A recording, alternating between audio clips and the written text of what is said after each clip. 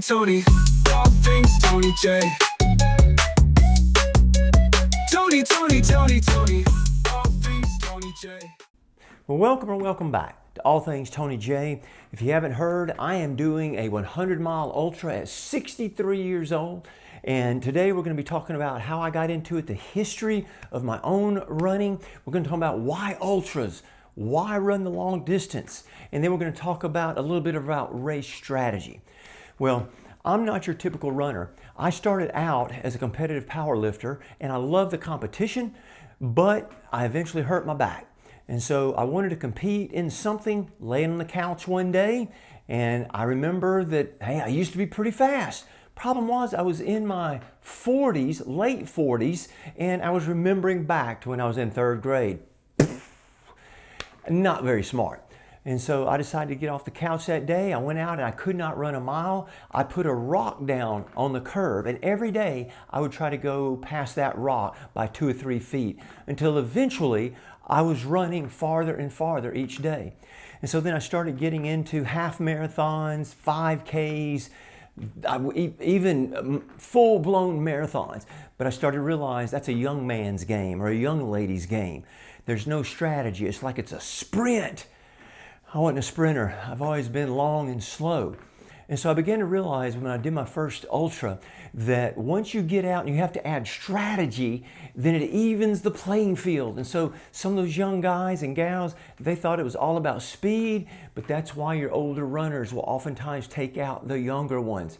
When you have to make a decision on what it's going to look like for run-walk strategy, whether you're going to be running a timed circle type race, whatever it might be, you take in chafing, you take in blistering, it's all levels the playing field.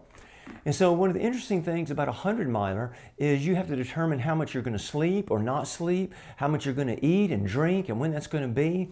And to throw a kink into this 100-miler, it's on a 1-mile loop. So you've got to be mentally strong to do that. And so that's why ultras, that's the history. So what about a simple game plan, a strategy for race day? Well, you can do a lot of different ways. You can walk some, run some, walk the hills, and then run down them. You can jog some. There are all kinds of options. But one of the most popular happens to be one that is known as the walk-run strategy. And so you set an interval. I'm going to be using for the first time a Gym Boss. I've not used the Gym Boss before, but it's got a way that you can set your intervals. So if you wanted to run for 15 minutes and then walk 2, you could set the interval that way and an alarm will go off. And so there are a lot of different ways to do that. And so I'm not going to reveal that because, you know, some of my competition might be watching. But I'm going to try to go over 100 miles this time. My goal, you'll get that in another video. And so without any further ado, I want to encourage you, no matter what your age is, provided you're in physical shape to do it, to go out and do something physical. My race is just a few weeks away. I hope you'll subscribe and stay tuned to All Things Tony J. 63 years old, going to do another 100. I'm going to tell you about what I'm going to do to my feet this time because last time they got tore up.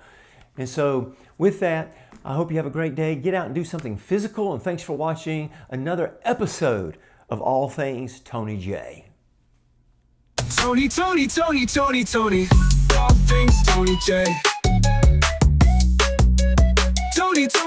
Tony.